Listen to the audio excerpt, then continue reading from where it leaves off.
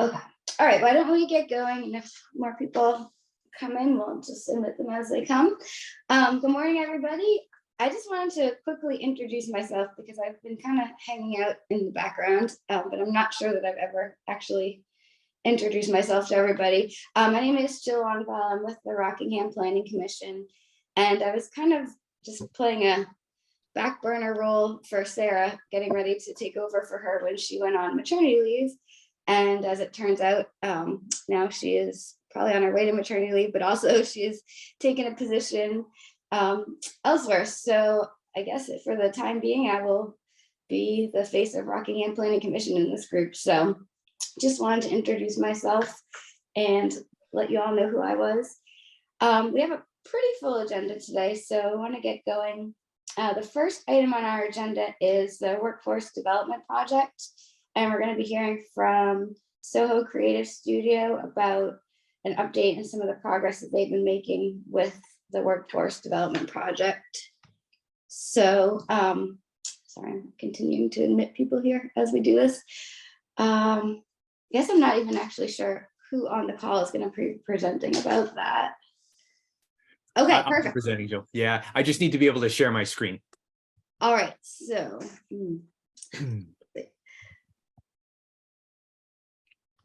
One thing I did not get from Sarah before she left was a tutorial on how to host these Zoom meetings. So let me see how I can do that.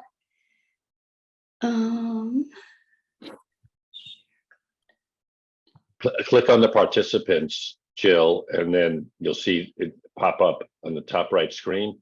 Yeah. And then under Michael's name, there'll be Make him three a dots. host. 3 dots. Yeah. Yeah, make him co-host. Yeah. All right. Thank you. Right. Hey, you apparently have co-hosting abilities now, so it's all yours. Thank you for that. Here we go. All right. Good morning, everyone. I'm Michael Cinquino. I'm one of the co-founders of Soho Creative Studio. Soho Creative Studio helps businesses attract ideal clients and land top talent with a data-informed creative process, which means that anytime a job seeker or a potential client lands on your website, sees a social media post, looks at a job posting, they know who you are, what you value, how you're different. We've been very excited to be on this project. Things are going very, very well. I'm eager to update you. Right now, the phase that we're in is, as you can see from our timeline here, we're still conducting interviews. So there's an interview phase. The second main phase will be looking at the data, looking at what came from those interviews. And then from that, we're going to create creative assets to campaign with, to share to Seacoast and whoever wants to look at them. So just to drill down a little bit on that and to update people on what we're actually doing. So one of my ideas at the beginning of the project was to just have Zoom calls with local business owners, industry experts, people that deal with hiring, the development, the attraction of talent, and just to ask them questions. And we came up with a series of unified questions. So I've been doing 45-minute to 60-minute Zoom calls with people, and they've been going great. I'm recording them just like I would record a Zoom. So we're going to have a video to watch. There's going to be audio to listen to, and then there's going to be transcripts of those interviews for anybody that wants to check them out. We then are going to kind of condense things and wave our magic wand and make it more digestible and bring some elements of design and marketing to the data.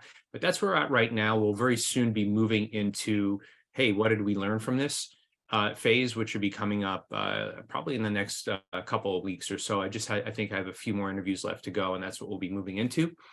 And to let you know who we're interviewing, this is a list of people that we've interviewed already. And the way that we're kind of organizing things is to say who was it, and then what was notable from those interviews. And from there, we're going to kind of align things and look for common threads, the red threads, as our writer Taylor would say. But this is everybody to date, and it has been a wonderful mix of industry experts, business owners, and I have to say, everyone has been incredibly generous and incredibly transparent with what's going on behind the scenes, and also what they feel, how they feel about things. So I wasn't that surprised, but I was pleasantly surprised in many instances, speaking to these individuals about what's going on with them, what problems they're having, what they've used to solve them. And there's a few levels of things that are kind of coming to the surface, which is really neat. Stuff that's very low hanging fruit that businesses can implement without spending a dime. Just maybe shifts in mindset or day to day or surveying their employees, something like that. And then, of course, there are other initiatives where you might want to go out and hire an organization to get clear on your values, to write something up, to do a launch, and then kind of everything in between. I think that is, here we go. And then the next steps, as I mentioned a little earlier, we're going to analyze the data, identify common threads. I'm going to head over to the University of New Hampshire and conduct a couple of student surveys to hear what those who will soon be entering the workforce might be looking for from employers to kind of bridge that gap. And then after that, we have a contact at the Seacoast Online that we're hoping to get a little press for anybody that is in the job market right now to maybe survey them as well. So for this information to be valuable to employers and then also for people seeking jobs. But the real idea here is to make sure that employers go, okay, I get this. Here are some things I can do to hire better, to retain better, and to develop within my organization. I'm happy to answer any questions that anyone has.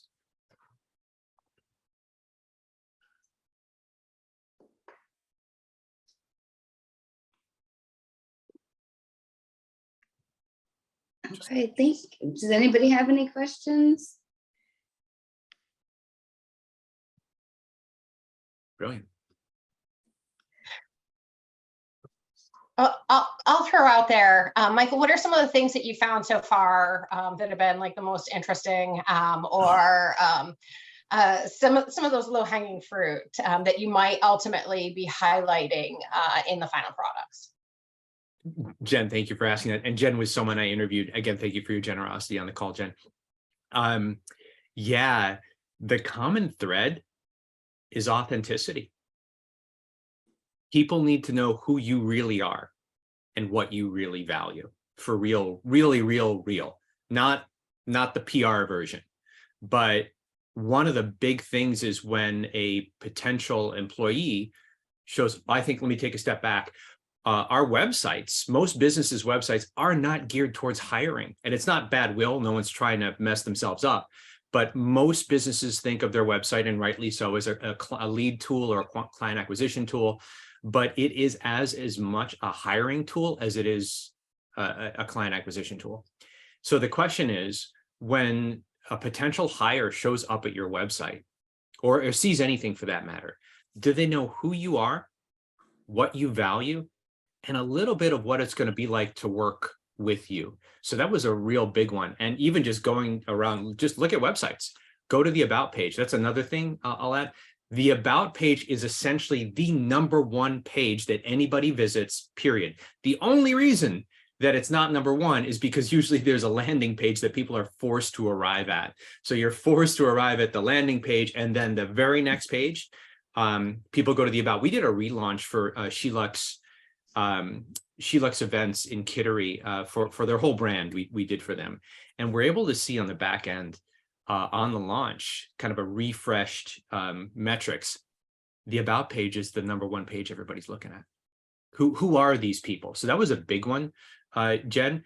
The second one is don't overlook your current employees, and that is, when was the last time you spoke to each and every one of your employees to go, how are you doing? What's going on? How do you feel about things? Could we do better? So the big point was, and I heard this a lot, before you go to hire, make sure that everything internally is good to go. Because what happens is someone gets hired, things look good, and then they arrive in an environment that isn't awesome. So then you lose them very, very quickly. So those were the two big things: interviewing employees, making sure people know who you are, what you value. And then, dare we say, in that presentation of who you are and what you value, you do have to be willing to repel. And I understand that's not something that like a lot of us even want to think about. But if you're not, and it wasn't anything about being extreme in your views or anything like that, but you do have to be willing to repel those that aren't the right fit for your organization so that you can attract the ones that are the ideal fit. Because if you're not swimming in those waters, you're not really going to get access to the people that are ideal for your organization. Those are the two biggest. Authenticity just keeps coming up again, and again. And then I'll say one more thing that I heard that was very resonant for employers is to really start thinking in terms of results and not in processes. Meaning, if you can let somebody work hybrid and it doesn't affect productivity, let them do that. There has been a tendency to measure, well, how much time is Michael spending on the Excel app? Well, who cares? Did he get the job done in the prescribed amount of time? So there is this idea of letting go of how we think things should go and then embracing what could be. Now, of course, this doesn't work for manufacturing, but there are other things that manufacturers can do. And I'll add one more tidbit. There was his name is escape. Let me look him on. Let me credit him properly here. Give me just a moment. Bill Soul of Central Park Garage in Somerset. Forgive me, I don't know the location off the top of my head. Somersworth. Thank you. Bill's got a line out the door of mechanics that want to work with him. So anytime anybody leaves, he just moves somebody right in. So I'll just share this really quick because it was awesome. One, all the mechanics get individual bonuses for work done above a certain amount. So if they just work 40 hours, but if they're doing 6 cars instead of the 5 that need to get done, they get a bonus every week on that. Then a team gets a bonus. So the team itself gets a bonus, and they're able to see this on a board every day that's updated to go, okay, here's where we're at, here's where we need to go to get the bonus. Another little tidbit that I love, whenever he hires somebody, he takes them out to dinner the Saturday night before they show up for work on Monday with the whole team, before they've even worked. And just as a like, hey, what's up? How you doing? And he said, because there's a lot of stories of people taking a job and then literally just not showing up, which for my generation, my parents would murder me if I ever did that. But I understand now it happens. So he said, the thing is that when you buy somebody dinner on Saturday, they're going to show up on Monday. You got to be a real kind of jerk to like go out to a team with dinner and connect with everybody and then just ghost on Monday. He said that's been very helpful. And then, of course, he meets with each individual employee at least quarterly to just go, how you doing? How's your family? And last but not least, it's been said he puts family first, you second, and the business third. It's a business owner saying that. So he's like, take care of your family first, take care of yourself second, take care of your business third. And he's like, it works out because I take care of my employees and the employees take care of the clients. There's lots more, but those are the tidbits. And I could basically spend your whole catch-up call here talking about this. So I'm going to zip it and say thank you for your time. Thank you. Anyone else have questions to follow up with? Hi, Jill. Thanks. Tori Jennison with Stratford County. Michael, thanks for sharing your thoughts and observations with us. Have you had an opportunity to think about maybe different needs and different experiences of nonprofits in this space? I think that there are some, but it's tough to put our fingers on it. Nonprofits and the government, municipal spaces. That's a great question. I did speak with Jen about a lot of the stuff that you were doing, Jen, around being a government agency that could also apply. That's a great question. Thank you for that. I'm just looking at my list here to see who I may have interviewed from a non. Oh yeah, so yes. So one of the things, of course, with nonprofits is, oh hey, we can't pay you what Google's going to pay you, kind of thing. So with the nonprofits, of course, you need to focus on what you can do. What can we do with what we have from where we're at to create an environment that's going to make people want to work there? Because one of the things I will say about nonprofits and something we've uncovered in the research is that once salary hits a certain point, money actually doesn't mean anything anymore. So once you hit a certain X on salary, adding to that is not going to make someone happier. And the fact that employees are heard, okay, that's a big thing that came up. Am I heard? And that's translated to say, do I feel like I can say what I'm feeling and not get penalized or punished for that? So the other, once pay meets a certain thing, the top thing is, am I heard? And then the second thing is, am I contributing to something meaningful? So I'd say for the nonprofits, you know, of course you do the best you can do. Nobody who is Google but Google. So it's really important to make sure within any organization, and I would say, I guess for those that just can't keep adding dollars, make sure that this individual is heard and feels like they have a voice, no matter what level they're at in the organization, whether it's someone on their first day right out of college or someone that's been there 30 years. And then to make sure that it's apparent to them and to that individual that they are contributing towards a mission. And I'll say one more thing I learned from Crystal from Job Talk. There are love languages. There are also feedback languages in business. And it's important to know those, that an individual might not care about bonuses or going out to dinner or anything like that. They literally just want to hear that they're doing a good job. So I say within any organization, of course, but certainly within nonprofits, to understand what the feedback strategy is for each particular member of your team, and to make sure that you're giving them that. Because again, if you're taking somebody out to dinner, it's a nice gesture, but that not might land as much or hit as hard as saying, hey, I really appreciate the work you're doing. It means a lot to our clients. It means a lot to the people we serve. And it's like, boom. So I would say those are the three things that are important to implement in the absence of just, you know, giving bonuses and lots of money. Perfect. Thanks so much. What are the three industries you identified? That question, Nate. That question. What are the three? We're trying to go through as many industries as we can. I'm just going to look at my spreadsheet here again. We've done everything from tech to hiring. We got a bookkeeper, automotive, some more tech, hospitality. We did a farm, more food and beverage, nursery, a kind of food and beverage, and then 2 career coaches so far. And I think I've got somebody lined up next week for manufacturing as well. No creative businesses, you know, other than us. Not yet, but hey, I'm glad I have all of you here, and this is a great opportunity for me to say, if you know anybody that has employees that's either having success, struggle, or both, we're still doing interviews, and I'm happy to extend our interview time. So if anybody knows anybody that's like, oh, Michael, you should talk to this person over here, I'll talk to them. I will make time to talk to them. The best way to do it is just to do an email introduction to me, and then I will take it from there. I'm just putting my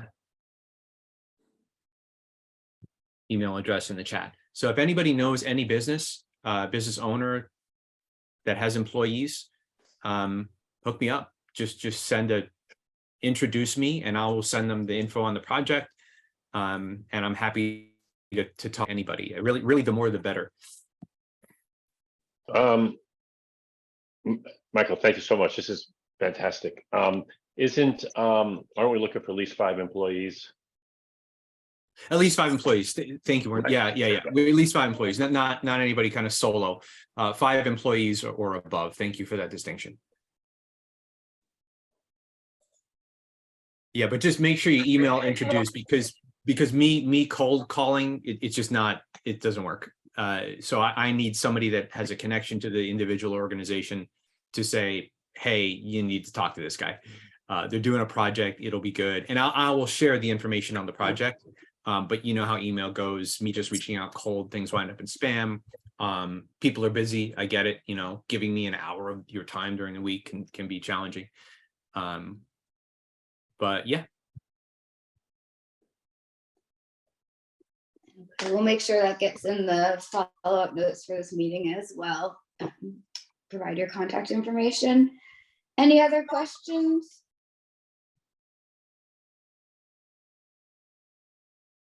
Okay, well, thank you. Appreciate your time. It's my pleasure, everyone. And have a great rest of your meeting.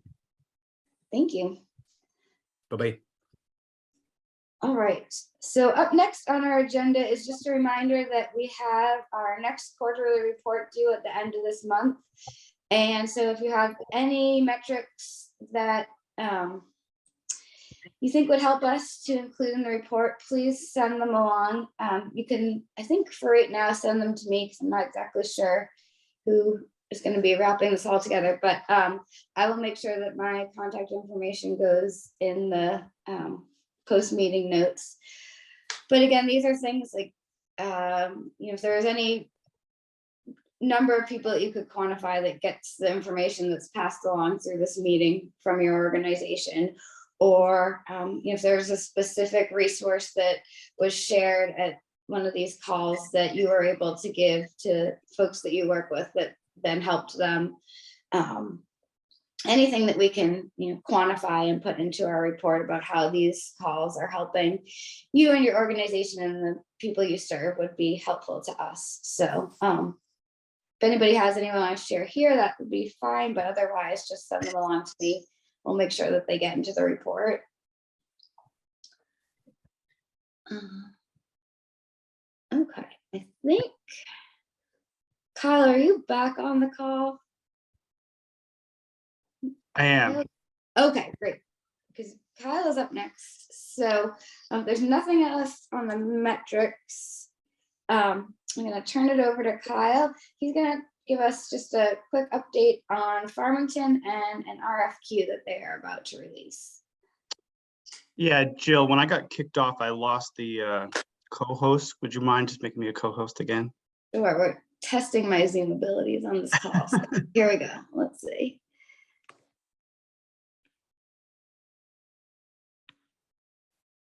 All right, looks like you should be good.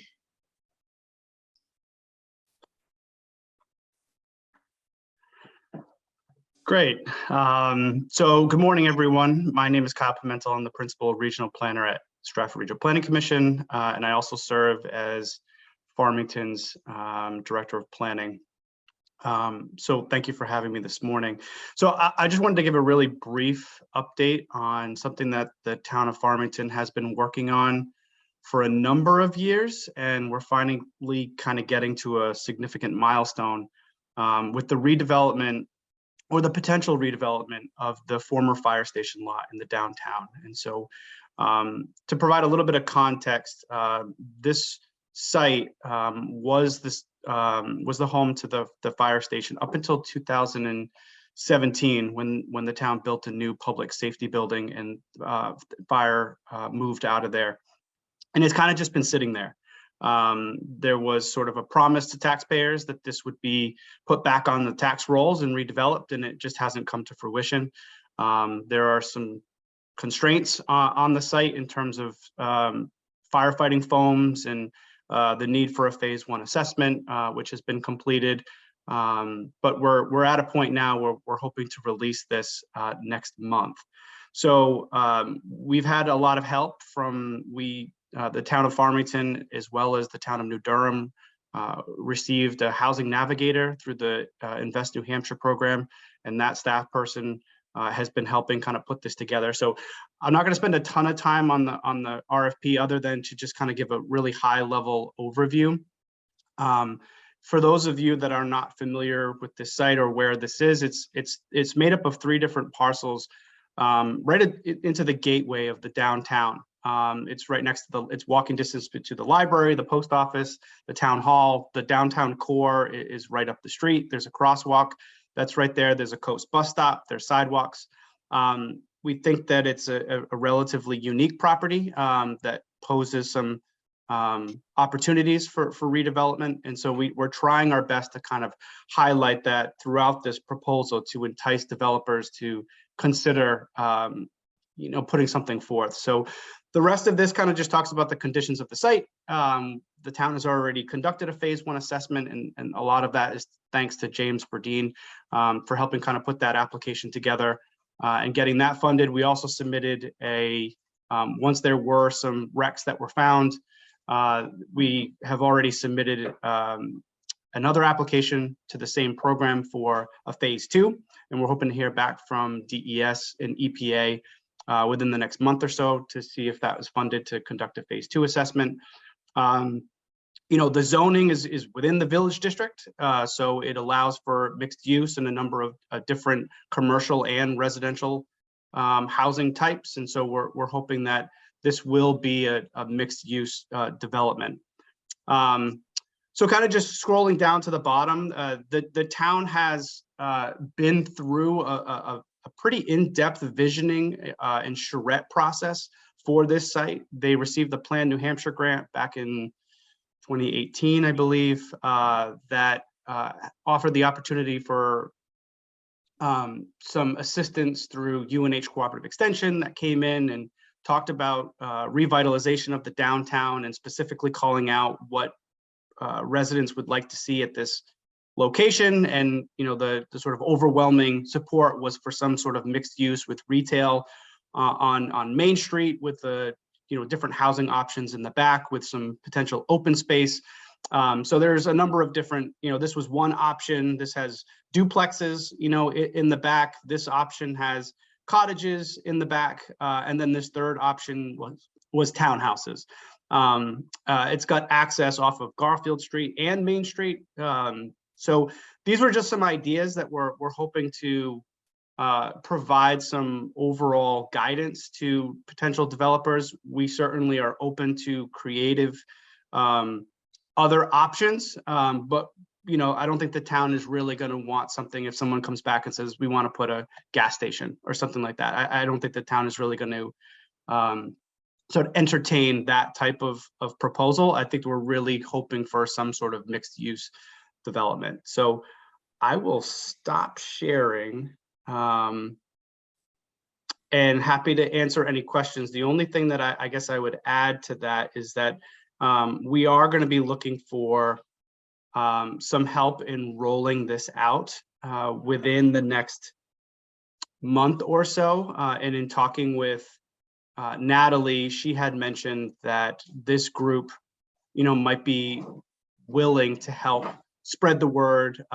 get this out to the right people, because we really do want a good response. And so relying on this group and others to kind of get this into the hands of the right people, I think would be really helpful. I don't know how to stop sharing. It's not showing up on my screen. Let me see. I'm gonna remove your co-host permissions. Let's see if That's fine. All right, are we back? Okay. We'll definitely keep us posted about what you need from us when it's ready to distribute and how we can help get it out for you. But does anybody have any follow-up questions for Kyle?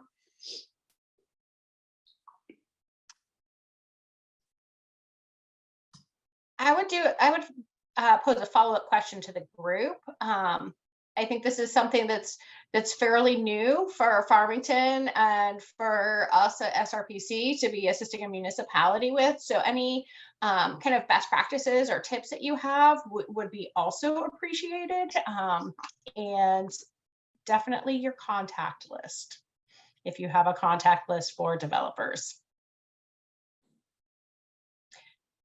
James. So yeah, I was just going to throw in on the brownfield side, the more of that information you explicitly make available, including as of when you release the most recent status on the EPA targeted brownfields application of, hey, we've submitted or we've been selected for this, and you would be able to be part of the conversations as we do this. Sort of making it clear to people that is in progress already and will be available to them as a resource. from my perspective, it's still not quite as solid as if that was already done. And they could see, yes, there is contamination here, or no, there isn't. But, at least if it's something that they know they can negotiate into a purchase and sales, all right, we're not going to execute on this until the assessments that you're doing are done and we see the results of those.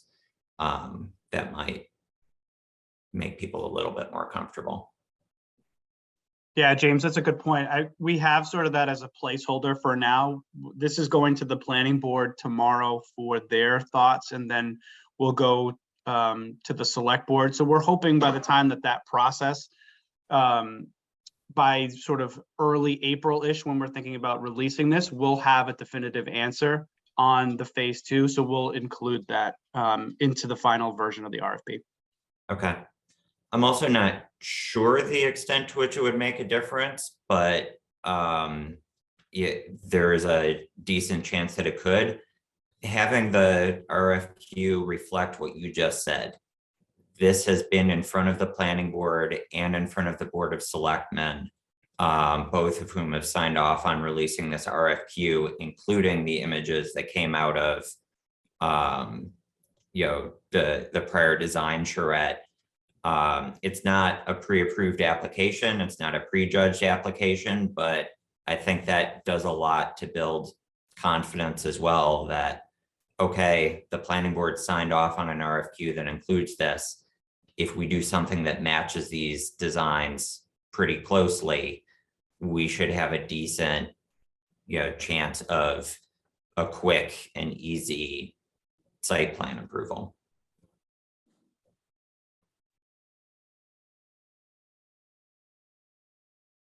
All right. Anyone else? Any final thoughts on this project? Okay. All right, we're at our last agenda item for the day, which is roundtable updates. So, John, go ahead. Good morning, all. This is just a notice of a interesting day up in Concord. BIA is hosting a small business day at the State House on March 24th in the morning from 8 to 11. It's going to be at the Holiday Inn in Concord. Along with breakfast, they're going to have panel discussions on legislative issues of interest to small businesses, small business financing options, and HR trends and regulations. I have a couple of free tickets so that if anybody is interested from this group that would be interested in attending that day, just shoot me a quick email and I'll put you on the list of a free ticket. Okay, thank you.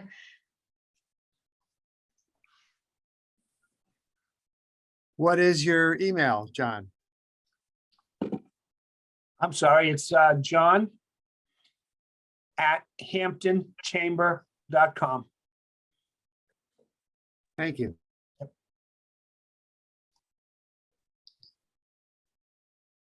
Okay, Ginny. Hi, everybody. I put my updates in the chat thinking that we probably wouldn't get to this before I have to leave at 9:45. But our grant guidelines are up for fiscal year 2024, a wide range of programs available. The nomination period is open for the 2023 Governor's Arts Awards. That deadline is April 14th. And our Poetry Out Loud final competition will be held on St. Patrick's Day at 5 p.m. in Representatives Hall in the State House. And if you've never experienced Poetry Out Loud, this is an extraordinary program of poetry recitation by high school students. It is a national program that we manage here in New Hampshire. And we have close to 40 schools that participate every year in Poetry Out Loud. And actually, more high school students participate in Poetry Out Loud than participate in competitive sports in our state. It is an extraordinary program. And if you can get there, I really, really encourage you to come. It's like nothing you've experienced before. Thanks. Awesome, thank you. Anyone else? I just had Jen? I just put it in the chat, but John, can you send a link to that event that you discussed? So I can share that link with some of the folks at my office. I'd appreciate it if you have one. Sure, I can do that. But Jen, you know, the only person I'll give a ticket to is you, right? Except for I don't work with the small businesses.